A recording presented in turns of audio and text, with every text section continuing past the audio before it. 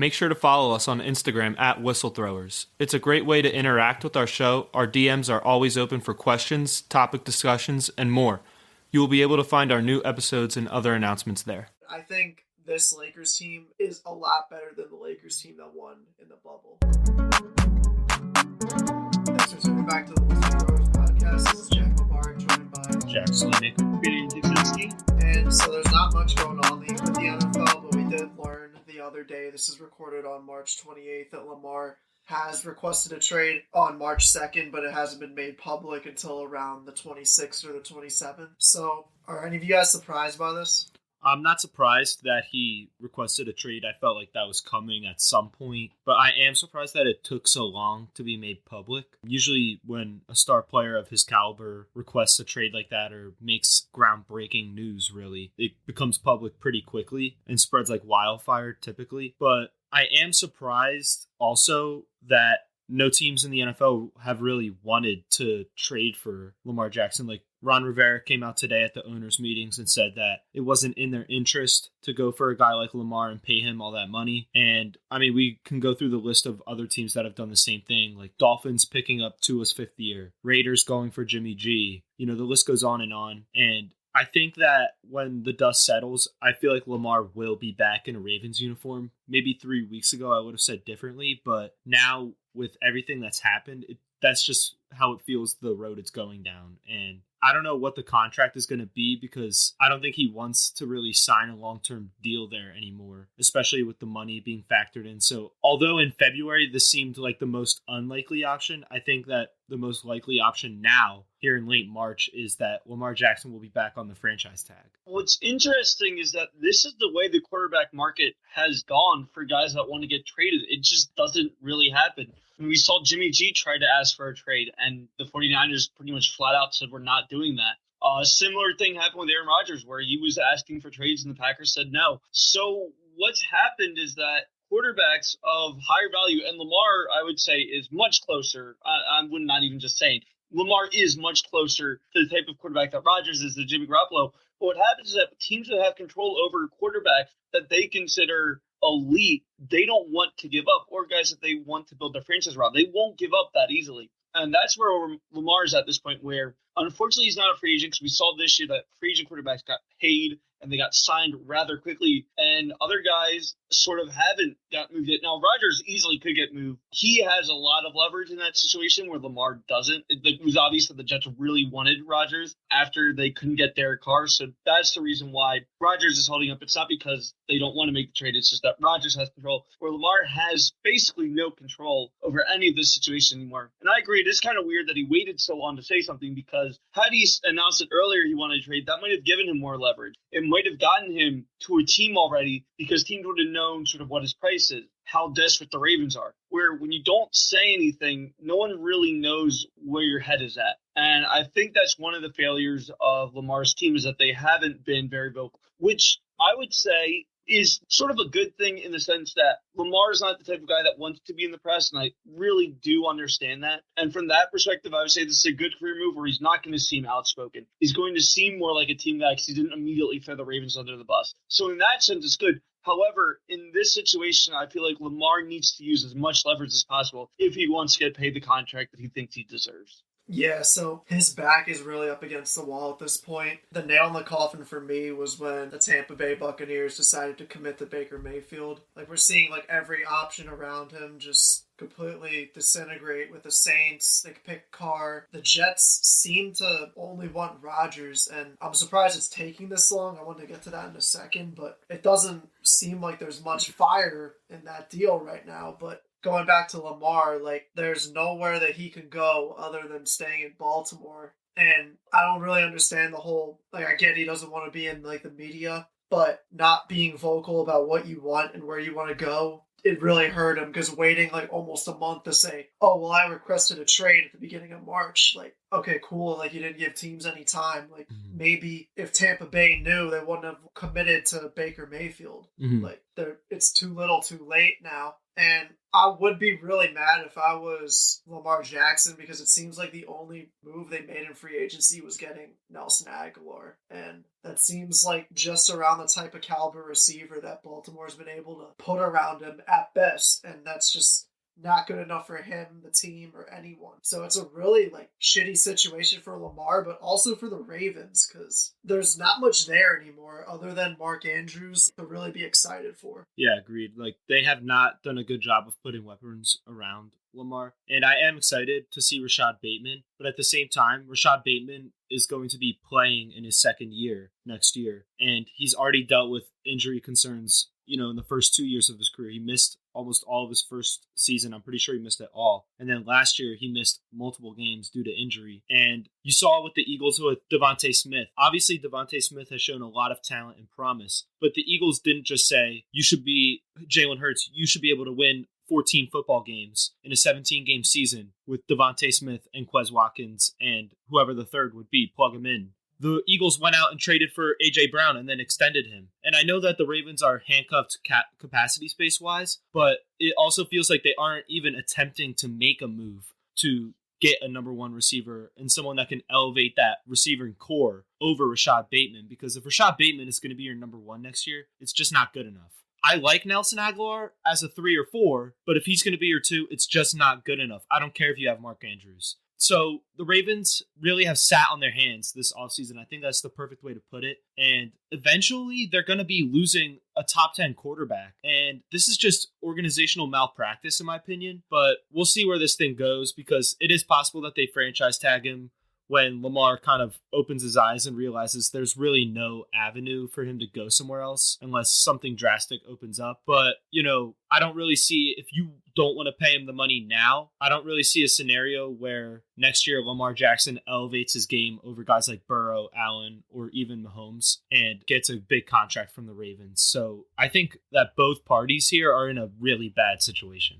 Yeah, and this is what the Ravens have sort of done pretty much all of Lamar's tenure as the franchise guy, or that's what it seemed like at least, is that they've just gotten low-end wide receivers and thinking that he can make the difference and he would be the one to bring everyone together. But when you don't keep Hollywood Brown, who was a pretty damn good receiver for them, when you just rely on Mark Andrews and then bring in older wide receivers like Deshaun Jackson and okay wide receivers like Nelson Aguilar, but no key franchise guy, like you said, Sly, that's not a recipe to win. And you can argue that Mahomes had less weapons now than he did when Tyreek Hill was there, but he still had Travis Kelce, who is much better tight end than Mark Andrews is, and they still brought in other wide receivers that would play well with Mahomes, and I feel like that they haven't brought in the type of wide receiver that is a good style fit with the way that Lamar plays when he throws the football. They sort of just brought in guys that are okay in the open field, but no one that good in the red zone. Sort of relying on Lamar to get them into the end zone himself with the running backs, and that just isn't going to work every time. You need someone, a big-time wide receiver threat in the red zone.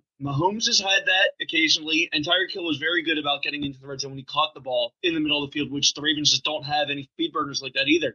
It's more possession-type guys, and that's not going to win you games in the playoffs. And quickly, before we move to basketball, I just want to touch on the Rodgers thing since I alluded to it earlier. I really lost a lot of confidence in that deal happening because it seemed really hot for like a total of 2 weeks, and it really died down. And seems like the Packers really want to try Jordan Love out for the first time in however many years. And it seems like the Jets are a quarterback away, and like they really burned bridges with Derek Carr and Lamar Jackson. So they really need to get Aaron Rodgers, and they need to stick it up with like Zach Wilson for another year, which they definitely not will do. Yeah. So if I was Rodgers, I would be a little scared. He's always cool, calm, and collected, but I haven't heard much talk recently, and it raises some eyebrows. Yeah, so I did see the other day that the Jets are very unwilling to give up the 13th overall pick for Rodgers, which is what the Packers really want. And I don't really see a middle ground here because the Jets don't have a later first-round pick, and the Packers just don't want that second-round pick, as the main piece in that deal. So the Jets are either going to have to give up a player on defense, one of those young rookies, Quinnen Williams, I'm looking at you, which I don't see the Jets wanting to do at all. Yeah. or they're going to have to give up the 13th overall pick, which, again, they don't want to do at all. I'll do the 13th pick over Quinnen any day. Yeah, I think that's what I would do too, because I think that it's really tough to find a player like Quinnen Williams in the draft, and at 13 you're just not going to get someone of his value, in my opinion. So I think you hold on to Williams and then you give up that 13th pick. But I also kind of see where they're coming from on the side of Rodgers. He really could be a 1 or 2 year rental at this point. He's unpredictable. He's been unpredictable of recent, and he's 38 years old. Like, he's knocking on the door of retirement. I don't see him necessarily doing a Tom Brady, playing till he's 45. I think that something like that is only accomplishable by someone like Tom Brady, and we have never really seen a quarterback like Tom Brady. Mahomes still has a lot to prove, even though he has proven a lot. So I think he can do it. It's just like, does he want to do it? Yeah, that's the other point of it, is like Rodgers has been a guy, not necessarily selfish, but he also knows what he wants, and he's going to pretty much do what he wants. He's not really going to put himself in uncomfortable situations for football. And I think if Rodgers wants to retire, which I kind of see that coming soon, he will. And he's not going to pull Tom Brady where he retires and then unretires 2 weeks later. I just don't see that happening. Yeah, I don't really have anything else to add on that point other than I just don't think Rodgers wants to play until he's 45.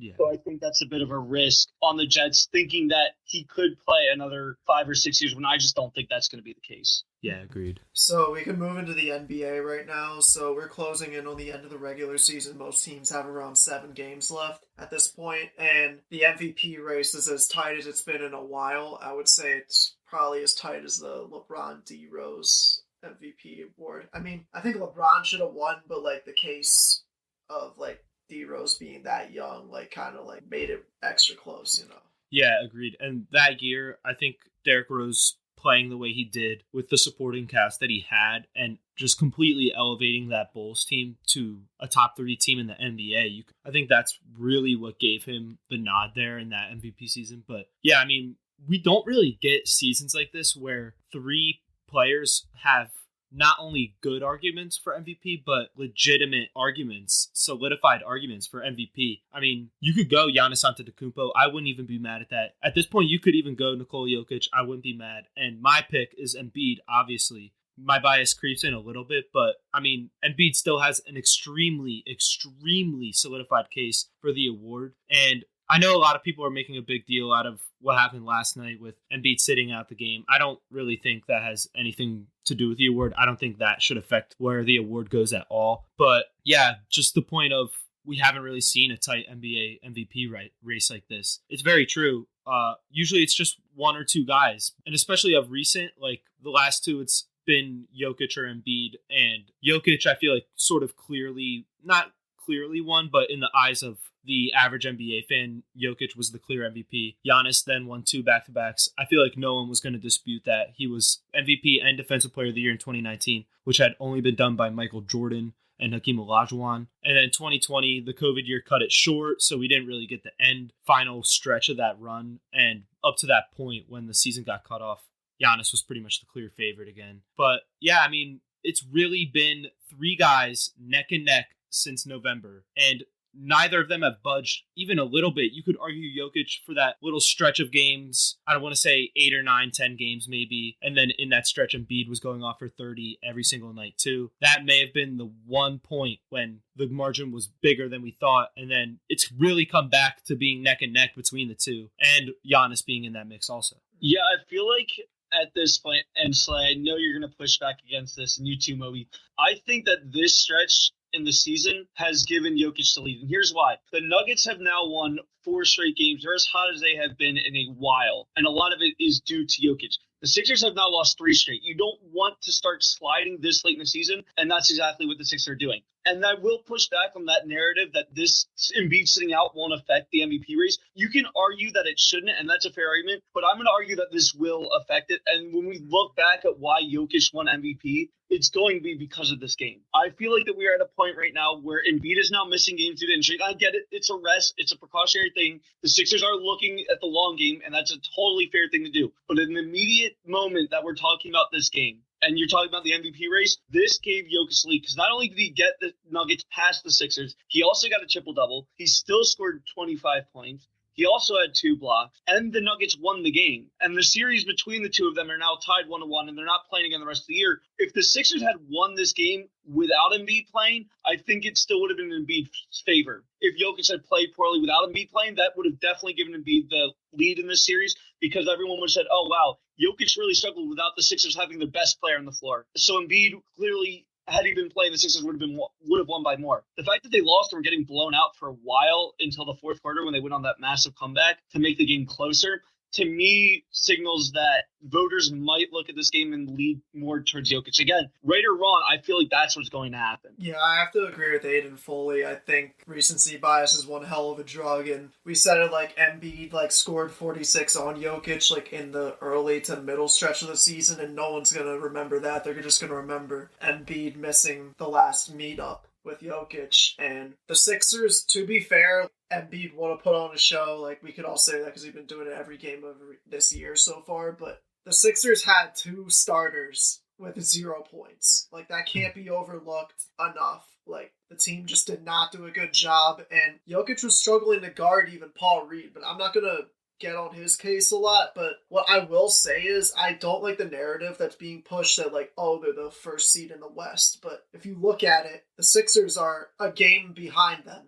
The Nuggets right now are at 50-24. The Sixers are at 49-25. So that's a skewed argument in my mind. So I still think Embiid should be the MVP because he's averaging 33 points against Jokic's 25, so that's a 8-point differential, and they have virtually the same record as a team. It's just Jokic is in the weaker conference this year, which hasn't been the case. And so I've got a quick question to push back on that. Let's say that the Nuggets continue their hot streak and finish with something like 55 wins, and the Sixers really struggle and only get to, let's say, 53, or the Nuggets have a few more than that. If the Nuggets have a substantially better record than the Sixers, Embiid misses, let's say, 3 to 4 more games, and Jokic plays out the rest of the stretch and finish with a triple-double, would you not say that Jokic should then deserve the award, or will probably win the award if that were to happen? I think he will probably win the award, but the example you gave where you said the Nuggets would finish 55 wins and we'd finish with 53, I don't think that's much of a difference in my mind, especially when you just look at how much better the East is to the West. I think that should be taken into consideration more. However, I think if Embiid misses at least 2 games and they lose at least 2 games and the Nuggets just keep doing what they're doing, then it's Jokic's award for sure. Yeah, I don't even disagree with you guys on the basis that it will affect the MVP award. I agree with that. My point is that it really shouldn't. And here's the other thing. If Embiid played in this game against the Nuggets and hurt his calf even more, the narrative would be Embiid can't stay healthy and he doesn't know his body and he tries too hard, and all these things that have been said about Embiid in the past when he plays too many games down the stretch and then he ends up with an injury that affects the team in the playoffs. But now that Embiid is taking the precautionary action and he's saving his body so that the Sixers will be at full strength when they go into their first round series, now the argument is, Embiid is ducking Jokic. That is the stupidest thing I've ever heard. It wasn't even his decision. Yeah. Dude, and you continue.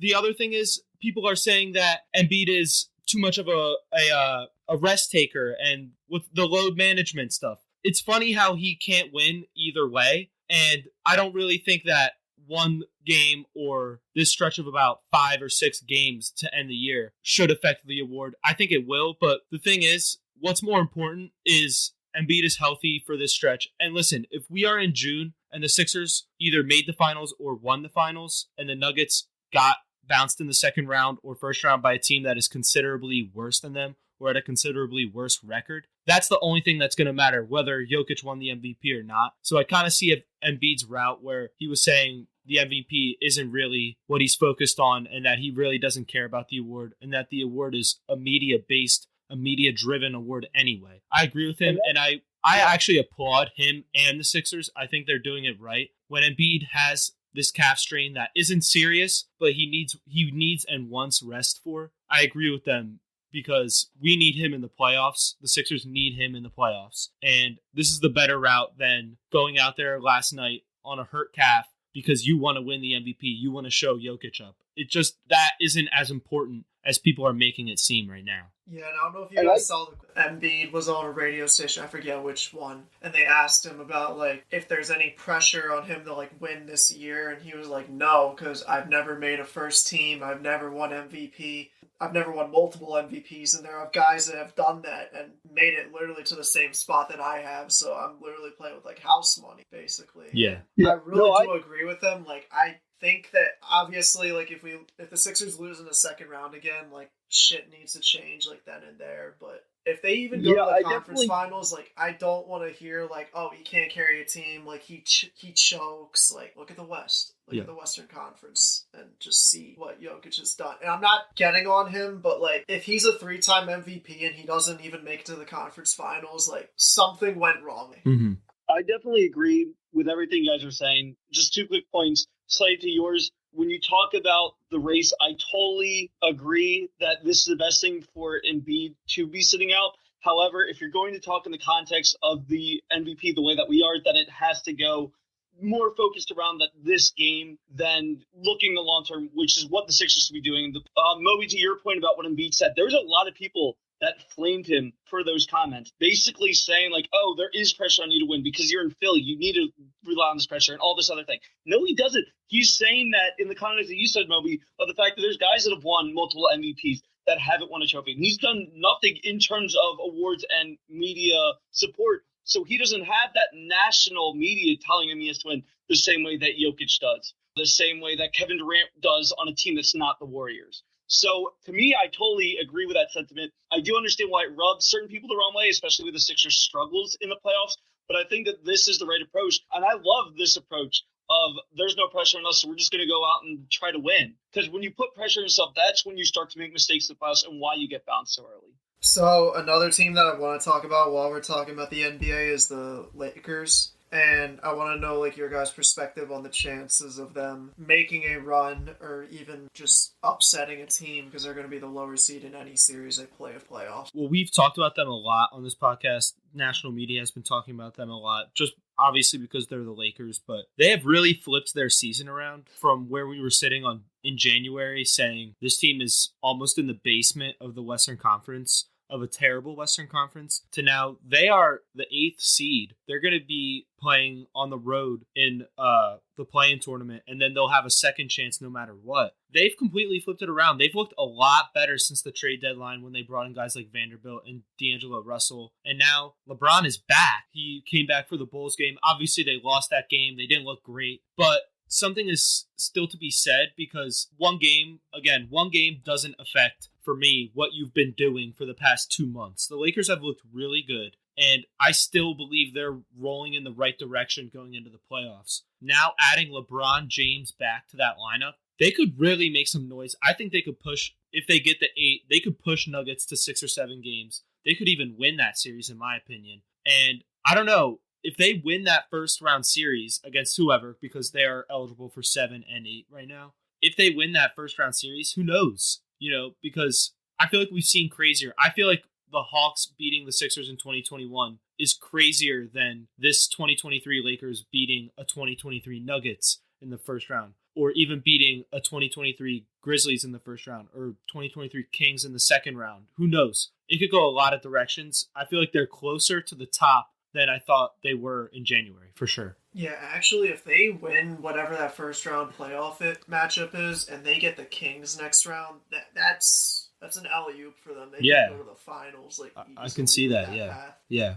You guys, I appreciate the fact that you guys are trying to sell me on the Lakers. I just don't see it. I still don't see it. Yes, now they're getting LeBron back, and they have played better. But the fact is that they're still the 9th seed. And again, the West is terrible. They could easily finish 4th, 5th. I mean, if they got on a decent stretch and the Suns fell apart and Clippers fell apart, that probably won't happen. But they could get up to 6, which will get them out of the play-in. But even if that were to happen and they win their first round, which I just don't see happening at all, even if they get up to the 6th, but if they're lower than that, there's no shot, in my opinion. I just don't see it. They're, again, yes, playing better since the trade deadline, but they're still not that good, and they could still easily miss the playoffs if the Thunder keep playing the way they are and Dallas gets a little bit more consistent and the Lakers fall off. Like, they're not totally out of missing the playoffs yet either. And that's what really concerns me about them. Okay, to push back, the Mavs are like super underwhelming. Like every time I check them, Kyrie and or Luka aren't playing. I saw they lost to Charlotte the other day. Like I'm not worried. If I'm the Lakers or the Lakers fan, I'm not worried about the Mavs of all teams. But what my opinion is, and I don't think this is that crazy to say, but I think this Lakers team is a lot better than the Lakers team that won in the bubble. I don't know about that. I mean, maybe since the deadline to now, possibly, but I'm not sure about that. I don't think so. But again, the West is pretty weak. I mean, the Lakers are at 37 wins, and they're only 10 wins off of the Grizzlies, which in NBA terms isn't that much, especially when they have a 7-seed differential between them. So that I feel like they're close to the pack in the West, but I also see where Aiden's coming from. Like, they are still a 9th seed right now, and the Nuggets have 51 wins. So the Nuggets could very easily dismantle them in the first round. But I'm just saying, with how they've been playing, I love the team basketball. I love the ball movement. It feels like they're a free offense out there. And I think I said this last week or 2 weeks ago, I don't see any negative of adding LeBron James to that lineup. I think he only makes that lineup better. I think that's pretty obvious. But at the same time, do they have enough talent to compete with a team like Denver or Memphis? I don't know. But the Kings, I definitely think the Lakers would win that playoff series. That's just my opinion right now. I think they'd lose to the Suns. I think they'd beat the Clippers in a playoff series. Gonna be close. Yeah, I think it'll be interesting to see how in my opinion, I will be more bought in on the Lakers if they can get out of the play-in, because that's something that is still very manageable for them at this point, is to get that 6 seed. If they can do that, I'll feel much better about saying they could win a playoff series. They could make it potentially deep run. If they can't do that with where they're at right now, I just don't see it happening. Well, just to push back and like further prove my point about this Lakers team being better than the one that won the championship in the bubble, who was their third option in the bubble? It was either Danny Green and Kyle Kuzma, and both of them are terrible in the postseason. That's true. They have D'Angelo Russell. I like their bench options better now than they had in the past. If you look possible. I mean, they have Malik Beasley, and I know he's in and out of the starting lineup. They have him. They have Jared Vanderbilt, who Austin Reeves has looked amazing defender. Yeah, Austin Reeves. Mm-hmm. Like Mo Bamba. I don't think it's that crazy to say that this is a better team than the one that won the championship. It's actually possible. That is kind of opening my eyes a little bit. It would have been better if Danny Green and Kuzma actually played like they could have, but like so many guys underperformed. Yeah, and Danny Green, for one, was getting flamed like that whole playoffs. I don't think he played as bad as people thought he did back then. But I do agree with you. Like, I think D'Angelo Russell is a significant upgrade over your third option over Kuzma or Danny Green. I think that's fairly obvious. And yeah, I mean, these bench pieces are pretty good. I'm trying to remember who was on that Lakers bench, but it wasn't anything. Kendrick Nunn. Yeah, he was Heat that year. Yeah, I mean, it wasn't anything that moves the needle that much. Like, they had Contavious Caldwell-Pope, who was a pretty good player. I'm looking at Avery Bradley, Alex Caruso. He was actually good. He ended up signing that big deal with the Bulls after that. But yeah, I mean, Quinn Cook, Talon Horton-Tucker, they overhyped him way too much. Dwight Howard, you could argue Mo Bamba's playing better now than Dwight Howard was 2020. Yeah. And then, I mean, they just had a lot of veteran presence, which definitely helps them for 2020. They don't have that much now. Obviously, LeBron and Davis is one thing, but outside of that, it's pretty thin in veteran presence. I don't know. I think I would like to see this Lakers team with a full season together. Yeah, rather that's than what just the Russell deadline. was saying. Like, they never had a training camp together. And Yeah. I think they'll be like a top 4 seed next year if they. I Oh, don't yeah. think they're going to go after Kyrie, so I think they're going to lock in on D'Angelo. They should. They really should. Yeah, for sure next year I'm going to be way more bought in if they keep this entire roster together. But I mean, at this point, they're barely better than the Thunder, who everyone thought was going to be tanking the same way that the Rockets are. And they've actually, to the Thunder credit, and I've said this before, they're playing very, very good basketball for the team that they have. But to be this bought in the Lakers, and they're basically at the same, they have the exact same record as the Thunder, to me, I just can't yet. And I want to, I really do with everything you guys are saying, but I can't until we see what happens at the very end of the season in a couple of weeks. Yeah, they definitely do have a lot to prove. So let's move into baseball. Spring training's wrapping up. The season starts in 3 days. Yeah. Yeah, so any early predictions? So I think a lot of people are looking at the NL East right now as a three-headed monster, and I do agree with that. I think there will be 3 teams in the NL East that finish above 90 wins, but I'll even take it a step further. I think there are going to be 4 teams in the NL East that finish above 83 wins. I think the Miami Marlins are going to surprise a lot of people this year. Now, their lineup doesn't look that good. They have Jazz Chisholm at second base, who has proven to be a really, really solid baseball player. But outside of that, it's kind of thin. Like, they added Gene Segura, who played well for the Phillies, but he doesn't move the needle that much. But their starting pitching is going to win them baseball games, and it's going to win them a lot of baseball games. You're adding Alcantara back, and they have a couple more guys, like, I'm drawing a blank on his name. Pablo Lopez is still there in Miami, I believe. I think that they could be a really sneaky team this year, and I don't see them making a wild card just because there's going to be a couple more teams, like 2 NL East teams are going to have to get a wild card. That already takes 2 away. And then one of the NL West monsters is going to have to take a wild card, either San Diego or the Dodgers. So I don't see them getting a wild card. That's a little bit out of the stretch. But I think the Miami Marlins will be a surprise team this year. I think they're going to shock a lot of people, maybe even knock a team out of the playoff race in the National League. So I've got 2 surprise teams. One's not that much of a surprise considering how well they played last year. The other one is, well, I'll get into it. So my first surprise team, I have one for the American League, one for the National League. My one for the American League is the Baltimore Orioles. I am convinced that they can get a playoff spot this year. I really like what they've done with this roster. It's a really young roster. Audie Rushman, he's amazing. Montcastle has been playing very well for the short amount of time that we've seen him.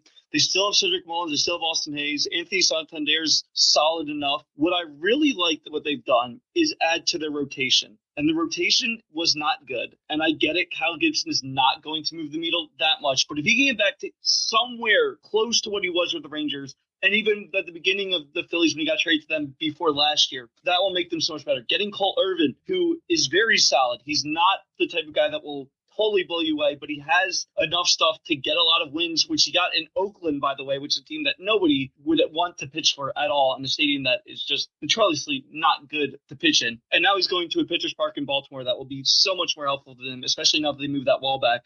If they can stay competitive until July when John Means comes back, they could make the playoffs. I'm very much sold on the Baltimore Orioles as of right now. Yeah, I don't hate that at all. I actually kind of agree with you. I think a lot of people have trashed the Orioles this offseason, specifically with their starting rotation, but I don't hate it at all either. Like, I was not a Kyle Gibson fan when he was here in Philadelphia, but I also am not oblivious to the fact that Kyle Gibson was a sub-3 ERA guy with Texas, and he's only a year or 2 removed from that. He could definitely get back to that, and like you said, it's a pitcher-friendly park in Baltimore, and he was pitching in just about the most batter-friendly ballpark in Citizens Bank Park. So I could definitely see him getting back to at least somewhere close to the level, like you said, that he was with the Rangers. And yeah, that lineup looks good. Like, Rutschman is coming back for this season, who he hit really well towards the end of the season last year. I think in August and September, he was hitting above 275.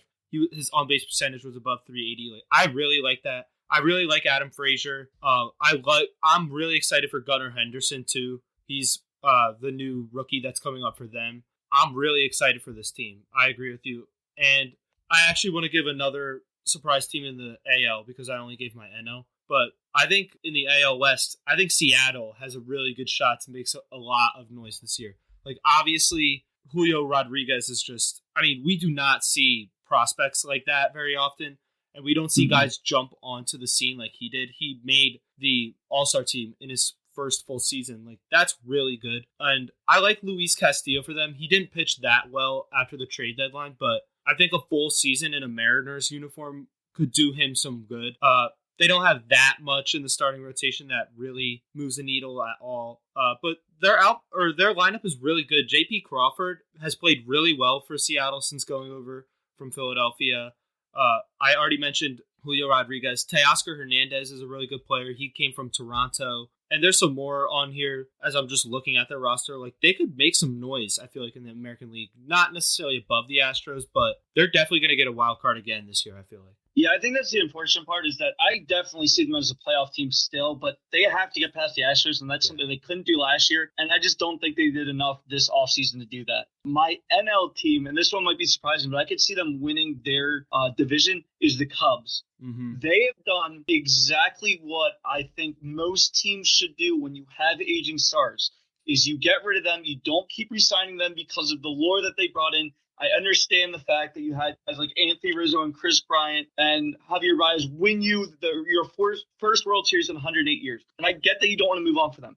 However, if you want to keep winning, you can't just keep aging stars that aren't getting you results, even though they got you that one World Series. The Cubs moved on to them, rebuilt for 2 years, and now had enough money to bring in a bunch of free agents. The free agents that they brought in, and this will totally build their lineup up. Eric Hosmer at first base. Their backup first baseman who will be their DH is Trey Mancini. That is a great signing there. They also were able to bring in Dansby Swanson, another great signing. Oh, yeah, and Cody Bellinger. And these are just the fielders that they have. They still have Marcus Stroman as your ace. And then they brought in some Jameson Taillon as your second pitcher, along with Kyle Hendricks when he can get healthy.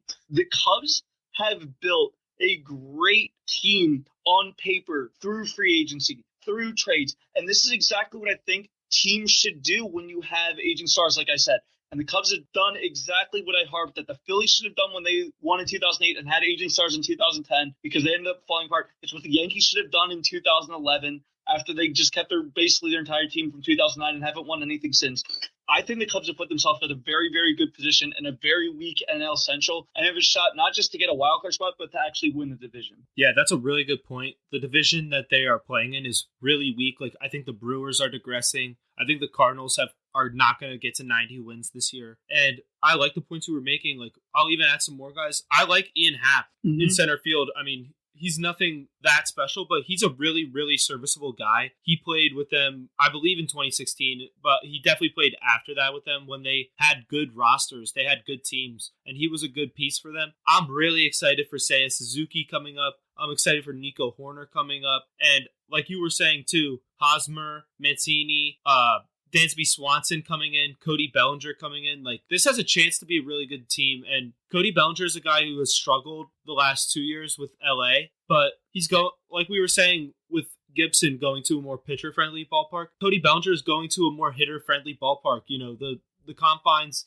aren't that big as they are in LA, and the wind is somewhat of an issue, but at the same time, it usually blows out to right field, which is to the benefit of Cody Bellinger. So I could see Cody Bellinger having a really good bounce back year this year. For sure. What was the other topic for baseball? Because I currently cannot remember it. It was just preseason predictions and okay.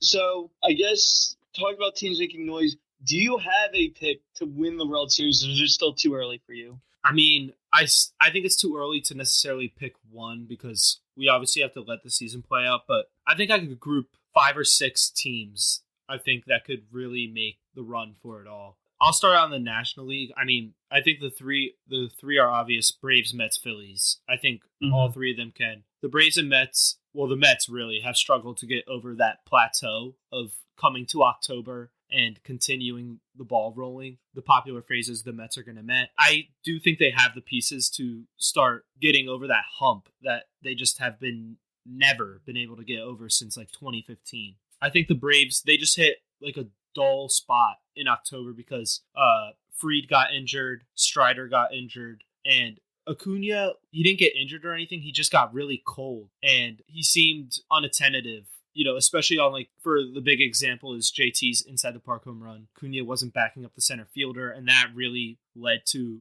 JT running wild. But at the same time, they've won it all in 2021. They have a lot of pieces from that, and they added pieces too this year. You know, Sean Murphy coming over from Oakland. I think that they have the pieces to win it all. The Phillies obviously do. They got there. They were 2 wins away, and I feel like the Phillies only upgraded their team. I don't really see anything that they're losing that makes me feel like, oh, that's going to be a huge setback for them. I think the biggest thing they lost was Gene Segura, and then they immediately replaced it with Trey Turner. So I think the Phillies only got better. And then I don't think the Dodgers have enough to win a World Series this year. Their starting rotation looks really thin. I think the Padres do, though. I think the Padres do have enough this year to make a run at the World Series. Snell needs to return back to what he was in 2018, but I do believe at the same time that they have enough to get past the NLCS, which is where they got bounced last year. And then in the AL, like, obviously Houston Astros. But other than that, I want to say Yankees. I just don't know. I don't think so. I don't think New York has enough. Yeah, I want to say Yankees too. Losing Carlos Rodon until the middle of the season at the earliest is a huge loss for the rotation, which is still a good rotation, but not anywhere close to me if he was still healthy. I definitely agree the Astros are still the cream of the crop in the American League.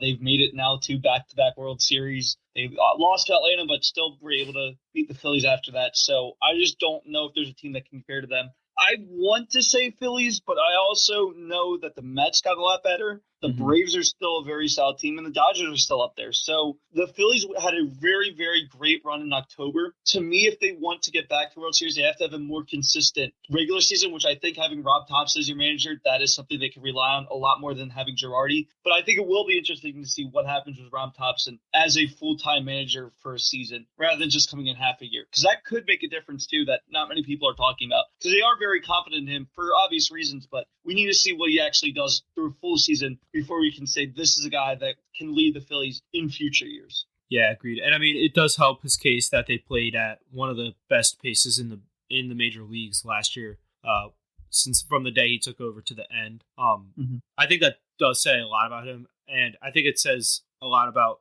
the guys in the locker room and how much they love him and respect him. I think that only helps a baseball team. But yeah, I mean, your point is spot on. Like, I don't think it's crazy at all to say. I think it's actually smart to say the Mets and Braves do have a better roster right now than the Phillies. You know, lineup is arguable because the Phillies lineup is just star-studded. And Castellanos had a bad year last year, but, you know, he really has a chance to bounce back and return to form. But we'll see. Yeah, I definitely agree with you that I think going back to the World Series in baseball is the hardest thing to do, maybe in sports, you know, because I feel like we've seen more of the NFL switch because the Patriots went to so many in the 2000s and now the Chiefs are kind of doing the same thing. So I think that baseball has surpassed it, where going back to back in the World Series is probably the hardest thing to do in baseball. For sure. So quickly, we'll move into the Final Four, and that'll wrap it up for today. I'm just going to get my prediction out of the way because I don't really follow this intensely.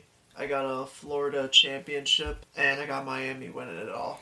Okay. Yeah, that's been a popular one. I will go the other route. I think San Diego State beats FAU, but I do agree with you. Miami gets to the championship, and I think that's going to be a great championship if it's SDSU versus Miami. But I think Miami has just a little more star power to take it. I love Isaiah Wong. I've always been on his side. I love Jim Larinaga. So I think Miami's going to take it. But I do also think that the winner of Miami-UConn will win the championship. Mm-hmm. I 100% agree with that. Just because of the fact that they're bigger schools. Yeah. And that's not to knock anything that San Diego State or FAU has done. Because FAU did have 30-some wins this year. And we're given the 9th seed, which I think now looking at this, the NCAA is going to have to reevaluate how they pick teams that have won their conference with 30 wins and maybe give them a little bit of a higher seed than 9. So I don't think FAU was a 9th seed at all. I think that they were much better than that this year. What I also think is that UConn does have a legitimate shot at winning. Yeah. They've basically blown out every team outside the first half of the first round game against Iona, which was close, and then they still beat them by something like 25 or 30 points. So UConn has been playing very, very good basketball. So has Miami, but they've struggled at certain points too. And haven't been as consistent as UConn. It seems like UConn is just making one of those magical runs that this school seems to go on at certain points. Not that the same can be said for the women's team this year, but the men's team does happen to have a lot of history of not being a super highly seeded team, a highly picked team, and still making it to the finals and winning. Yeah, agreed. Like UConn, I feel like has been the best team in the tournament thus far. I think that's pretty safe to say because you're right. They've really just ran through the entire field so far, at least the teams they've had to play. And, I mean, I'm not going to say that they got lucky because Miami is a tough draw in the Final Four, but they got lucky on the other side that so many of those top teams got eliminated, and they're going to face a weaker opponent. That's, again, not to knock FAU or SDSU, but it's just the truth. Like, they weren't as good as some of those top teams all year, and those top teams folded in March, flat out folded. And it says a lot about San Diego State and Florida Atlantic that they were able to play at the consistent level that they have been all year, no matter the team, because they've played teams better than them this March that they flat out outplayed. And I completely agree with you on the FAU point, and I think we can also say that for San Diego State also, because it's like Gonzaga gets this respect every year, and I think that they deserve the respect that they get. But Gonzaga gets put on a pedestal every single year for winning 29, 28, 30 games in their weak conference, winning their conference. And granted, they do dominate their conference, but why don't we give the same respect to a team like Florida Atlantic, who dominated their conference all year, won 30 plus games. They only lost 3 times. They won their conference, and now we're in March, and they beat a lot of Power 5 conference schools. Same thing can be said for San Diego State. They play in a Mountain West, which isn't a Power 5. It isn't as weak as Conference USA, but it's still weak compared to when you talk about SEC, Big 10, Big 12. That's obvious. And yet, they beat the SEC champion, who Alabama was probably the favorite in the Sweet 6 when we got to the Sweet 16. San Diego State beat them. After being down in the second half, they rallied and beat them. So I think that we should give the same respect to those lower conference teams that look really, really good, objectively look really good. We should give them the respect that we give Gonzaga. Yeah, 100%. I also just want to say quickly that both the men's and women's have faced massive upsets. This is the first time since 1985 in the women's bracket that neither UConn, Tennessee, or Stanford made it to the Elite Eight. And the same thing happened in the men's bracket, where there was no number 1 seeds for the first time since the tournament started in 1979 in its current form. So in both sides of the tournament, you're seeing massive upsets. This is due to the NIL. This is due to the fact that players want to go to programs that they're comfortable with rather than programs that we're seeing as elite. Yeah. And so what's happening is that more people are tuning into college basketball, more to the women's than the men's. The men's have actually lost numbers this year. But what we're seeing is that people are still tuning in to college basketball. And this is great for just the whole NCAA as a whole, that we're seeing other teams finally being able to compete and win championships. Yeah, that's a good point. And this Final Four on the men's side, this is the highest combined seeding since 2011, when it was like UConn, Kentucky. It was UConn was a 7, Kentucky was a 4, I think, and then it was Butler was an 8, I believe, and VCU was the 11. So we haven't seen a Final Four with this kind of mixture since that, and I agree with you. Like, I think it couldn't have worked out better for the NCAA this year. And we had been saying this all year, that the field was extremely close from top to bottom. Like, it was a lot closer this year than it has been really in a long time. And that it really proved itself to work out that way, because all these upsets and all these lower seeds felt disrespected in a way. Like, if I was on FAU and we drew the 9, I would be disrespected. Yep. And they proved it. I mean, hats off to FAU. Like, they have balled out this March, no matter who they played. And they beat a really good Kansas State team that many thought they had the ticket to the Final Four when they drew FAU in the Elite Eight. And FAU said, no, we are the better team. I think they proved they're the better team. And same thing with SDSU.